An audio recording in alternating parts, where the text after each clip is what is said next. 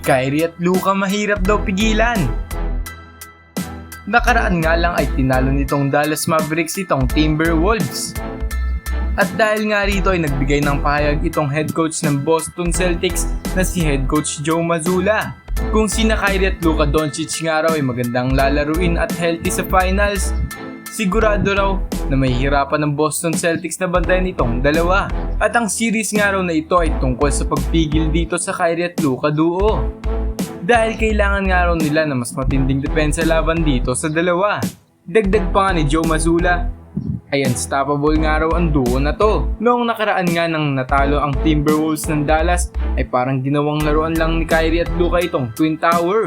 Pero hindi nga raw ibig sabihin na kung lalaro na maganda sina Kyrie at Luka Doncic ay matatalo na raw sila nito.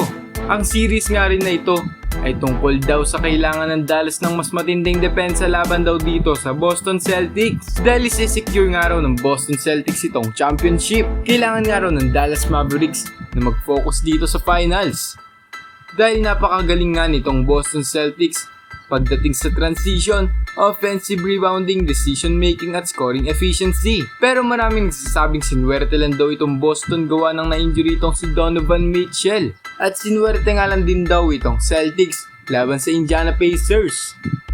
Dahil nga raw sa wala itong si Tyrese Haliburton. Habang ang Dallas Mavericks naman ay grabing challenge sa mga pinagdaanan bago nakaabot ng finals. Ang Dallas Mavericks ay pinangungunahan ni Kyrie at Luka Doncic. Ang dalawang ito ay shot creator at kayang bumasag ng mga depensa.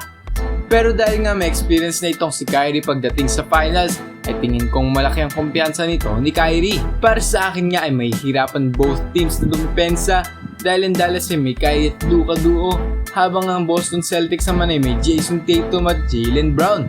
Ano masasabi nyo rito mga idol? Sino kaya ang mag-uwi ng championship? Ang Dallas Mavericks ba o ang Boston Celtics? Comment down below at huwag kalimutang mag-like at mag-subscribe for more NBA news and updates. Maraming salamat and God bless po!